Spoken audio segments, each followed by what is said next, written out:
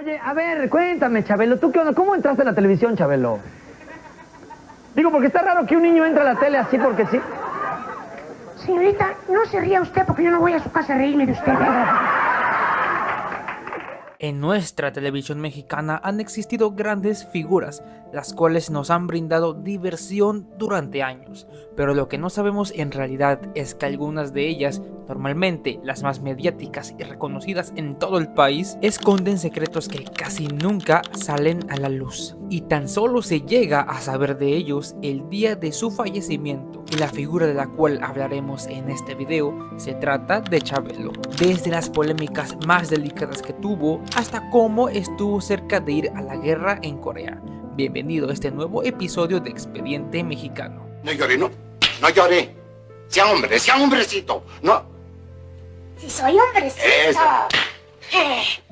José Luis López Barba y María Eulalia Rodríguez tuvieron que emigrar de Guanajuato a Estados Unidos cuando iba a nacer su hijo. Fue en ese preciso momento en el que nació nuestro protagonista. Javier López Rodríguez nació el 17 de febrero de 1935 en Chicago, Illinois. Después de pasar un año en la Ciudad de México, la familia de Javier regresó a su ciudad natal, León, Guanajuato. Javier creció junto a sus hermanas, Lourdes, conocida como la Nena, y Rosa. Una vez de vuelta en León, el pequeño Javier comenzó con las labores del campo. En algunas entrevistas que Chabelo ha brindado a la prensa se puede recuperar un fragmento en el cual Chabelo nos contó cuáles eran sus labores en el campo. Este fragmento dice así: mi trabajo era levantarme a las 5 de la mañana y llevar a comer a los animales del dueño del rancho. A las 6 de la mañana me dedicaba a cortar alfalfa para darle de comer a los animales. Además, se cuenta que cuando él era niño fue vendedor de huevo durante 5 años y también vendió cigarrillos en el Hipódromo de las Américas. Durante su juventud se sabe que Chabelo se mantuvo en constante contacto como deportista, específicamente como boxeador, pero no precisamente fue el profesional que crees, ganando medallas de oro o compitiendo por grandes sumas de dinero. Era más bien un buen aficionado, aunque se sabe destacó en dicho deporte e incluso clasificó a los Juegos Olímpicos de Helsinki en 1952 en la lucha grecorromana. En este punto de su vida, Javier tenía apenas 17 años y la lucha grecorromana es una disciplina olímpica en la que los competidores únicamente pueden utilizar técnicas de agarre y derribo con la parte superior del cuerpo. En 1952, Javier consiguió el derecho de representar a México después de competir en torneos nacionales. Es decir, no se trataba simplemente de que hubiera intentado clasificarse, él aseguraba que había ganado el lugar que le correspondía para acudir a Helsinki. La situación llegó a tal punto que Javier incluso acudió a la ceremonia de abanderamiento de la delegación mexicana, encabezada por el entonces presidente Miguel Alemán Valdés. Todo parecía indicar que Javier, de apenas 17 años, viajaría a Finlandia para competir en los Juegos Olímpicos. Pero en ese entonces apareció el problema que terminaría con ese sueño. No tenía suficiente dinero. Según el propio relato de Javier, alguien de la organización deportiva le informó que debía hacerse cargo de los gastos relacionados con el viaje y la estancia en Helsinki. El problema era que no tenía dinero suficiente para pagarlo. En una entrevista concedida años después a Excelsior, Javier explicó que no sabía que, además de conseguir el lugar deportivo, tendría que reunir una cantidad importante de dinero para poder acudir a los Juegos Olímpicos. La cantidad mencionada en su relato era de aproximadamente 40,000 pesos de aquella época, una suma que para un joven de 17 años y su familia representaba un obstáculo enorme. Finalmente, el lugar que Javier había conseguido terminó siendo ocupado por otro competidor de 24 años, al que él afirmaba haber derrotado. Incluso recordaría el apellido del competidor: Rosado. Lo interesante es que si Javier hubiera viajado a Helsinki y su carrera deportiva hubiera continuado, quizá nunca habría seguido el mismo camino hacia la televisión. Pero lo interesante no se queda ahí. Cuando Javier llegó a la mayoría de edad, ocurrió uno de los acontecimientos más asombrosos de su vida. Fue reclutado en el ejército de Estados Unidos y estuvo cerca de ir a la guerra en Corea.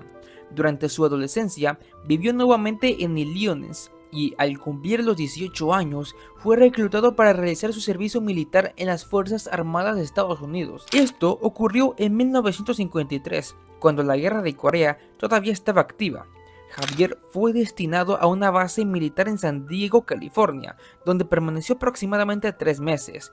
Pero aquí hay un detalle importante. No fue un soldado que combatiera en Corea. Estuvo en Estados Unidos realizando su servicio militar y existía la posibilidad de que fuera enviado al conflicto, pero finalmente eso no ocurrió. La guerra de Corea había comenzado en 1950, cuando Corea del Norte invadió a Corea del Sur.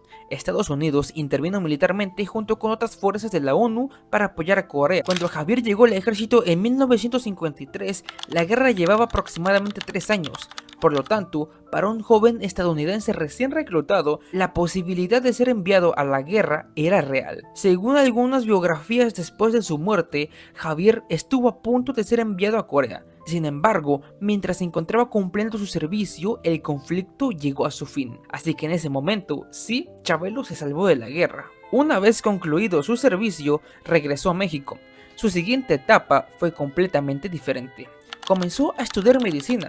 Después de su juventud como boxeador y de su experiencia en el ejército estadounidense, Javier regresó a México. Decidió estudiar medicina en la UNAM. Su intención era convertirse en médico y construir una carrera profesional dentro del ámbito de la salud. La medicina no fue simplemente una actitud secundaria mientras buscaba otra profesión. Durante un periodo importante de su juventud, esa era la carrera que estaba siguiendo. Pero lo impactante es que no llegó a terminar la carrera. Javier no terminó sus estudios de medicina.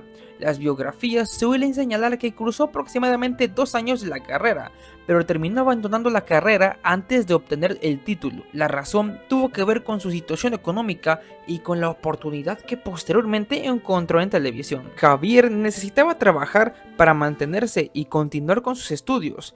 Fue precisamente esta necesidad la que terminó acercándolo a la televisión. Comenzó a trabajar en Telesistema Mexicano, empresa que posteriormente se convertiría en Televisa, pero para lograr dar su primer paso a la televisión, tuvo que conocer a una figura muy importante, Luis de Llano Palmer, hombre que justamente conoció en el Hipódromo de las Américas. Luis de Llano lo llevó a Televicentro, el complejo donde se realizaban las primeras producciones de Telesistema Mexicano, empresa que posteriormente se convertiría en Televisa. Pero Javier no llegó para interpretar a Chabelo. Según diferentes testimonios, comenzó realizando labores de asistencia y producción, e incluso trabajos que él mismo describe de manera coloquial como ser mandadero. Esto es importante porque en aquellos primeros años la televisión mexicana todavía estaba desarrollándose. Los programas se producían con equipos y procedimientos muy diferentes a los actuales, y una persona que quisiera trabajar en la televisión podía terminar realizando varias funciones, y Javier aprovechó precisamente esa situación. Con el tiempo comenzó a involucrarse cada vez más en la producción. Llegó a trabajar como asistente de producción, camarógrafo, jefe de piso y floor manager. El floor manager era básicamente la persona encargada de coordinar lo que ocurría dentro del estudio durante la grabación y servir como enlace entre el director y las personas que estaban en el piso. Esto significaba que Javier tenía que conocer el funcionamiento de un programa desde dentro, cuando comenzaba una escena, dónde debían colocarse los participantes, cuando entraba o salía alguien e incluso cómo seguir las indicaciones del director. Así se mantuvo la carrera del futuro Chabelo en la televisión durante algún tiempo hasta que llegó aquel día, en el que hizo su primer salto a la actuación. Pero para este punto es importante hablar de otro personaje que entró en juego en la vida de Javier: Ramiro Gamboa. Ramiro Gamboa, quien posteriormente sería conocido como el tío Gamboín, trabajaba en radio y televisión y estaba relacionado con programas dirigidos al público familiar. Javier comenzó a trabajar cerca de él y llegó a ser asistente suyo en el programa Carrusel Musical. Aquí ocurrió algo fundamental. Javier no estaba originalmente buscando convertirse en Chabelo, ni siquiera en protagonista. Estaba trabajando detrás de cámaras. Pero en aquella época había una característica de las producciones en vivo, si alguien faltaba, el programa debía continuar, y Javier comenzó a aprovechar esas pequeñas oportunidades. En algunas producciones, cuando un actor no llegaba o se retrasaba, Javier podía ocupar su lugar. Esto hizo que, poco a poco, pasara de estar detrás de las cámaras a aparecer delante de ellas. En 1954, mientras Javier trabajaba como ayudante de producción en Carrera Musical, faltó uno de los actores que debía participar en una grabación. Le pidieron que lo sustituyera. El papel consistía en interpretar a un niño. En ese momento, Javier cambió su voz y comenzó a hablar como tal. El personaje se llamaba Chabelo, y aquella actuación improvisada tuvo un efecto inesperado. El personaje le gustó a todo el mundo. A partir de entonces, Javier comenzó a ser identificado con aquella personalidad infantil de Chabelo. Algunas personas sitúan el nacimiento de Chabelo en 1954 y otros dicen que en 1956, pero lo que sí que coincide es que el personaje surgió dentro de los primeros años de Javier en Telesistema Mexicano, y a partir de una oportunidad que originalmente no estaba planeada para él. En 1961, cuando Javier López ya llevaba varios años trabajando en televisión y había desarrollado al personaje de Chabelo, recibió una oportunidad increíble, en la cual entra en juego una figura muy importante: Héctor Cervera. Héctor Cervera, entonces director del Canal 5, le propuso protagonizar un programa propio llamado La Media Hora de Chabelo. Televisa señala que fue la primera emisión en la que Chabelo tuvo contacto directo con el público infantil. Hasta entonces, Chabelo había sido principalmente un personaje detrás de otros programas. Javier podía aparecer en una producción, interpretar a un niño o participar en sketches, pero todavía no tenía un espacio que dependiera completamente de él. Con La Media Hora de Chabelo, eso cambió. Por primera vez, Chabelo era el centro del programa. No era todavía el gigantesco programa de concursos que posteriormente sería En Familia con Chabelo. Era más bien una producción mucho más sencilla, propia de la televisión de aquella época. El programa incorporaba concursos sencillos y la participación de niños.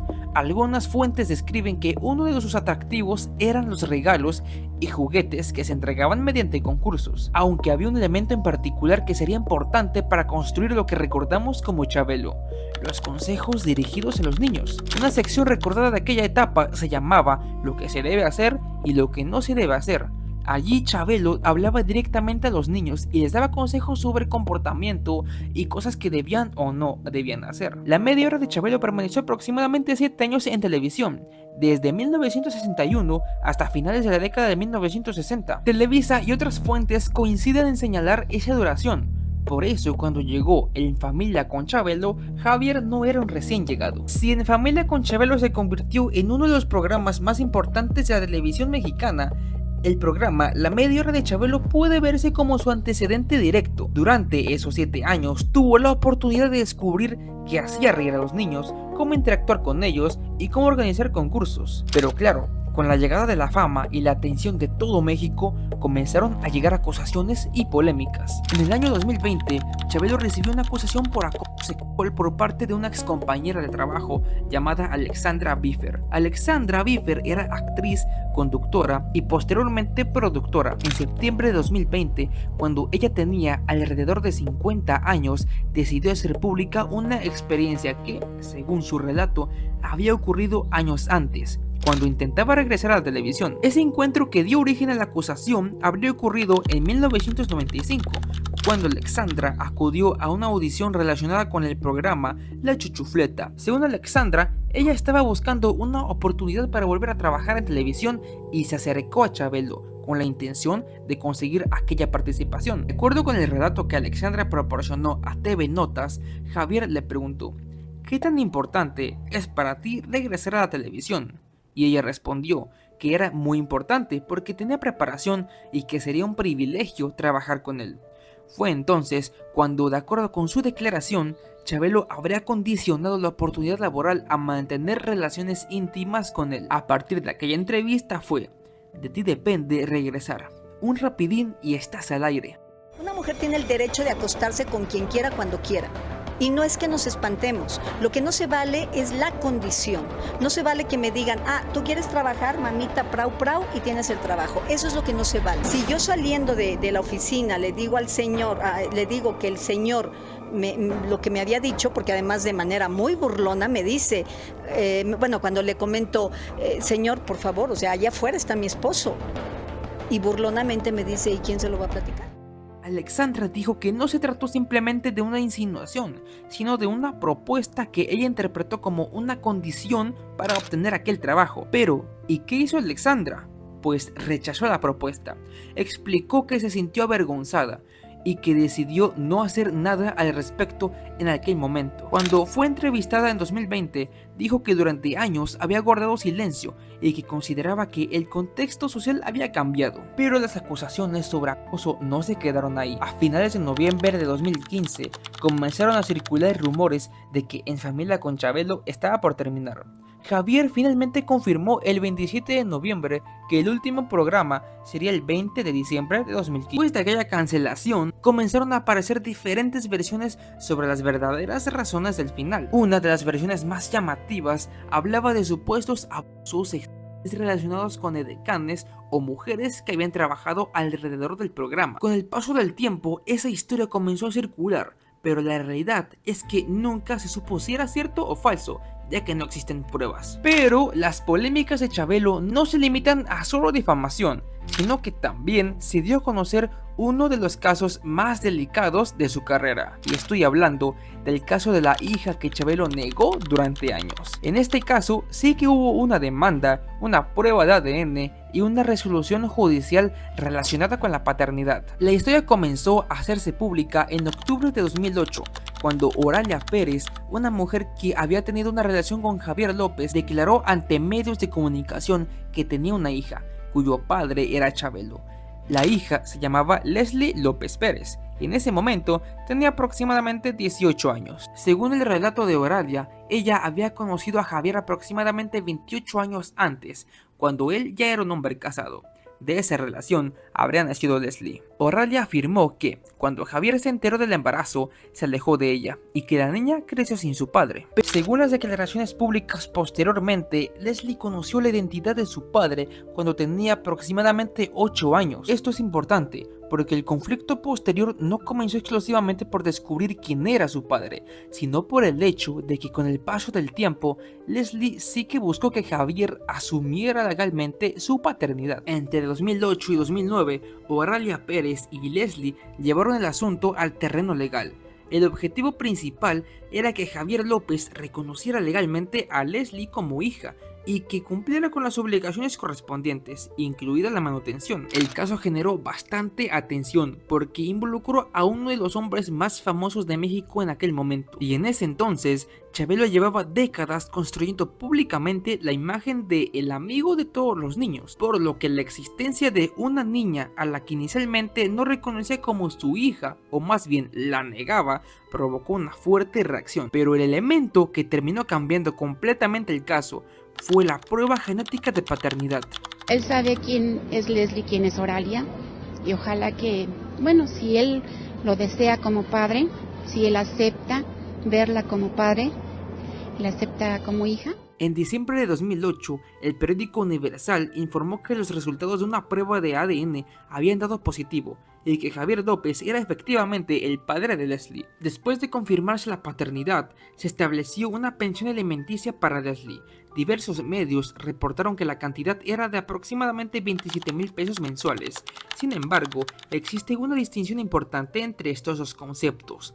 Pagar una pensión y tener una relación personal con la hija no son lo mismo, y precisamente fue ahí donde surgió otra polémica de la historia. Después del proceso legal, Javier López fue cuestionado públicamente sobre su relación con Leslie. En una declaración recogida posteriormente por el periódico El Universal, Chabelo dijo: "Bueno, yo no tengo nada que ver, realmente cumplimos y se hace a través de una oficina. Yo no tengo contacto con ella". La frase resulta particularmente llamativa porque muestra que el cumplimiento de su obligación económica se manejaba, pero mediante representantes, mientras que según sus propias declaraciones no mantenía contacto personal con Leslie. Esto alimentó la percepción pública de que había aceptado la responsabilidad legal, pero no había construido ninguna relación padre e hija. Después de que En Familia con Chabelo terminara en diciembre de 2015, Javier se mantuvo alejado de la televisión de manera relativamente discreta, y en 2020 se dio a conocer que había sido diagnosticado con cáncer.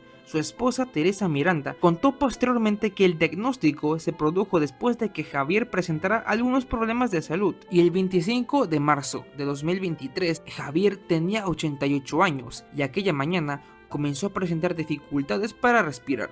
Su familia decidió trasladarlo de emergencia al Hospital Ángeles del Pedregal en Ciudad de México. El problema tenía un origen abdominal. Su hijo, Javier López Miranda, explicó posteriormente que se trataba de un cuadro de abdomen agudo, y en ese momento la situación se agravó rápidamente. El cuadro abdominal evolucionó hasta provocar un choque séptico, una complicación extremadamente grave en la que una infección desencadena una respuesta descontrolada del organismo y provoca una caída peligrosa de la presión arterial. Incluso también altera el funcionamiento de distintos órganos.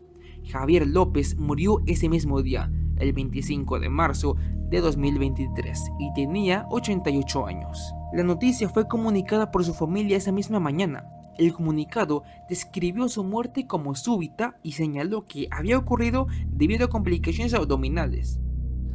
Mi mamá me llamó, corrimos a buscarle y lo ingresamos de urgencia en el Hospital Ángeles del Pedregal. Ahí su doctor de cabecera, el doctor Carlos Souto, lo atendió y ahí se descubrió que el problema no era pulmonar ni respiratorio, sino abdominal, presentando un cuadro de abdomen agudo y más adelante un choque séptico que le quitó la vida. Durante años, México había convertido a Chabelo en una especie de personaje inmortal. Era común encontrar memes en los que aparecía como alguien que había sobrevivido a generaciones enteras de artistas, presidentes y acontecimientos históricos. Algunos decían que el hombre al que durante años se había considerado inmortal, finalmente había muerto. Y bueno, hasta aquí ha llegado este expediente mexicano. Y si te gustaría ver el próximo expediente, suscríbete y mantente pendiente de las próximas entregas.